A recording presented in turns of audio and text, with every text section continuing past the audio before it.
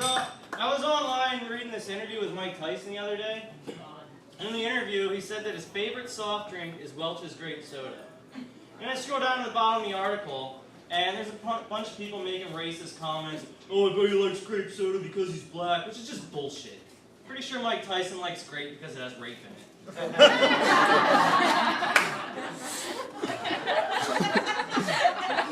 So, you guys like Netflix? Woo! I love Netflix. I love Netflix because they have a lot of old TV shows. Like one of my favorite shows of all time is MacGyver. And I love MacGyver because they'll show you how to take everyday items that most of us just have lying around our houses and turn them into something totally cool and functional. I saw this one episode where he took some wire and 2 pocket pussies and made earmuffs.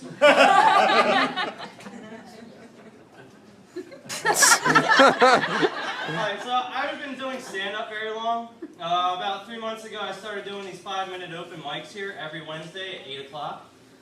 And I noticed, like, right before I take the stage, I get really nervous and anxious, much like the minutes before I had sex for the first time. You know, a lot of the same thoughts run through my head, like, what if I don't perform well, or what if I can't last 5 minutes, or what if I don't pull out on time and shoot my comedy all over your faces? I'm working at it. My girlfriend and I were together for 2.5 years before I finally popped the big question. And what I did was, I set up a nice candlelit dinner, dimmed the lights, put on some Enya, very romantic, and midway through eating I stopped and I said, listen baby, I love you. You mean a lot to me. But if you want me to stick around, I'm going to need a commitment from you. I need to know that you really love me. I got down and I said, Rebecca, will you get an abortion? Well, she didn't, and we broke up, so now I'm going to be paying child support because I was too much of a pussy to just take matters into my own hands, kick her in the stomach while we were in bed, and blame it on restless leg syndrome. So since all that went down, I haven't been getting laid a whole lot. So I decided to start a Plenty of Fish account. It hasn't been getting a whole lot of activity though, so if any of you ladies in here want to go on a date, you can hit me up. My username is nottoo-rapey, it's with a number 2. So I've been telling that joke basically since I started doing comedy, and a few weeks ago I was bored, so I actually decided to start a not-too-rapey account on Facebook. So I got online, and you know, I filled out my email and not too rapey, password, all that stuff, and then I had to put a picture on it. So I took this really creepy picture of myself, like so creepy. Like I upload it and I look at it and I think, yeah, that guy definitely belongs on Megan's list.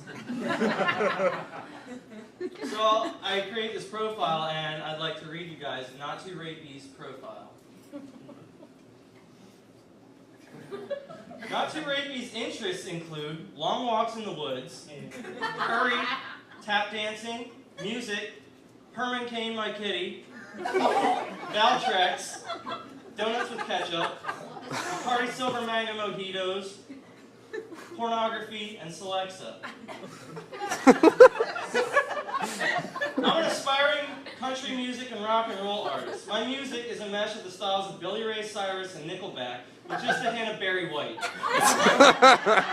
My goal is to be signed by a major record label by the end of the year, and I see no reason why this goal cannot be achieved. In my spare time, I enjoy working on my lifted Ford F-150 while listening to my Larry the Cable Guy CDs.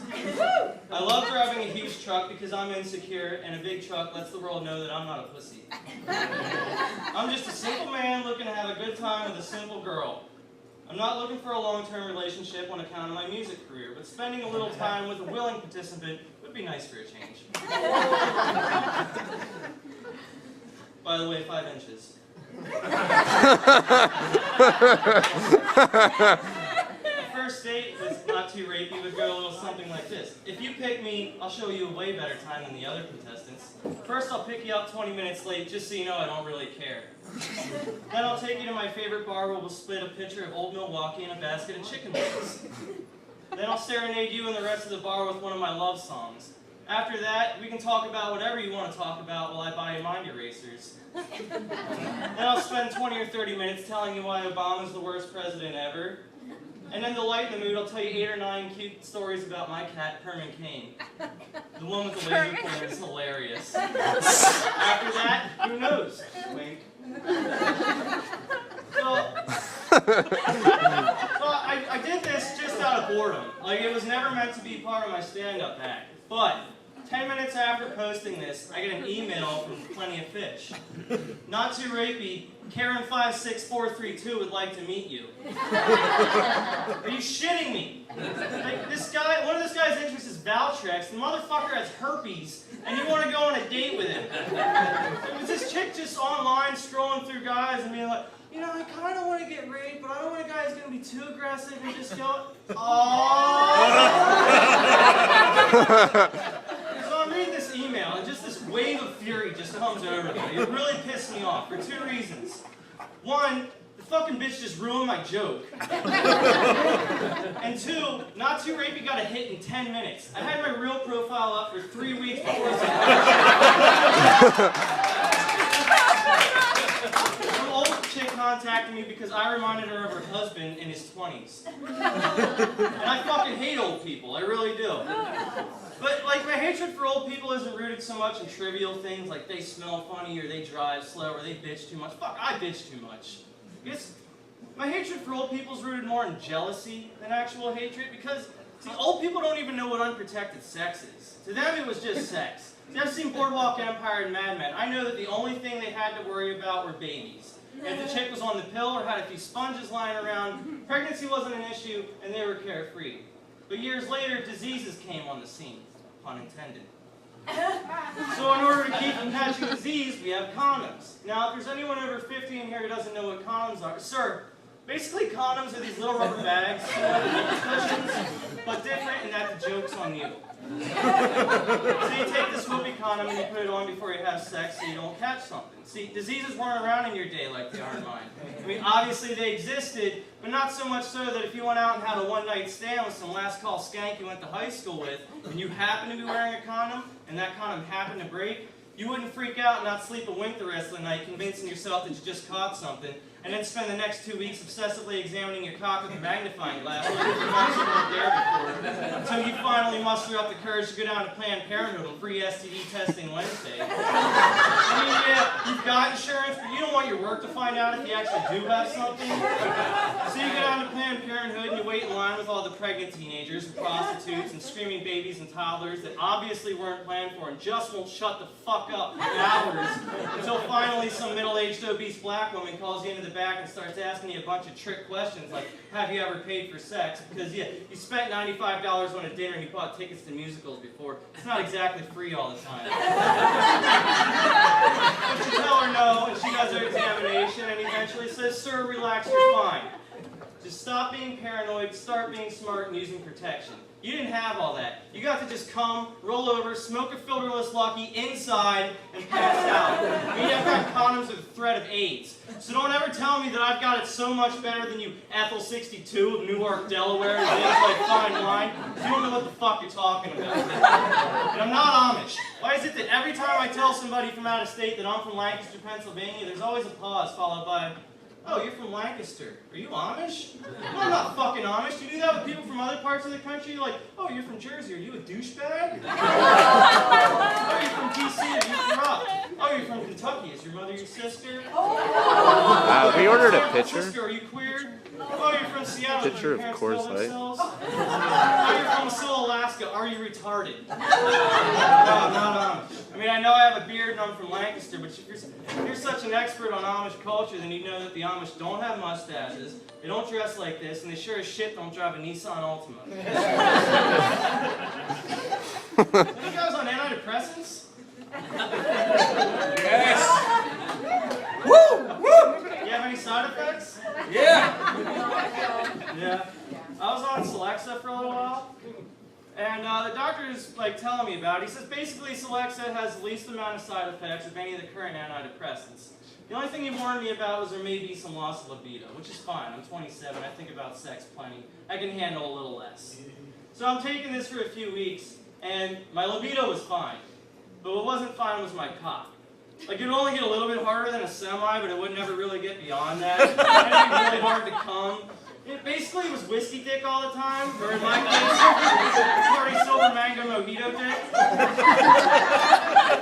So like I can't get it up, I can't come. Well, I mean I can come, but in order to, I gotta go through the list of my exes and find the one that I hate the most right now and just hate fuck myself. Bruises on my pelvis and shit. So I tell my doctor all this, and he says, yeah, well, I'm afraid sexual dysfunction is a common side effect for most antidepressants. I'm going to repeat that. Sexual dysfunction is a common side effect for most antidepressants. Are you shitting me? I'm obviously not having the time of my life right now. Don't you think that the ability to have sex or at least jack off might help improve my mood a little bit? Well, I can switch you to something else, see if that helps. I said, no thanks. I go back to drinking my problems away and jacking off.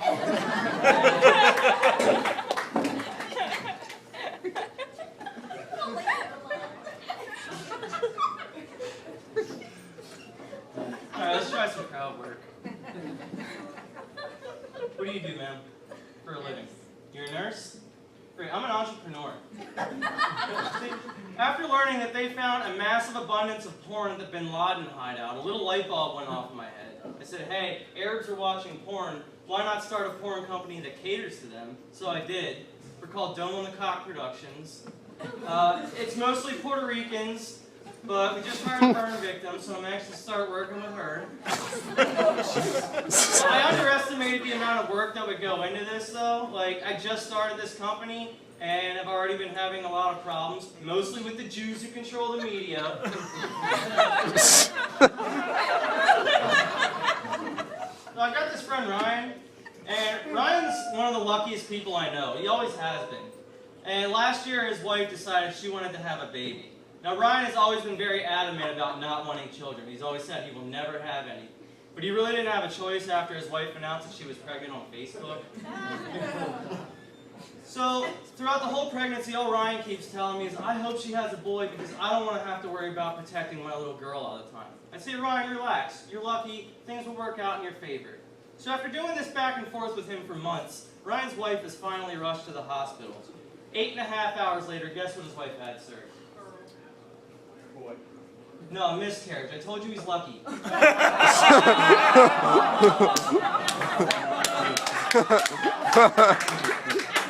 used to have a dog. She was a pit bull, and she was deaf.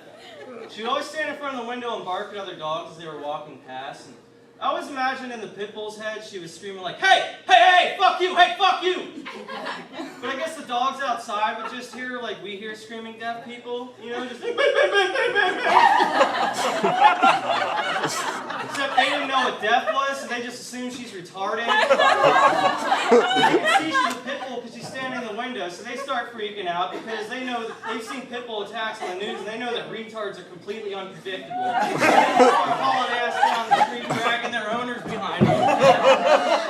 I've seen 3 dislocated shoulders because of that, and I laugh my ass off every time. And then I come out and I say, so, who's walking who?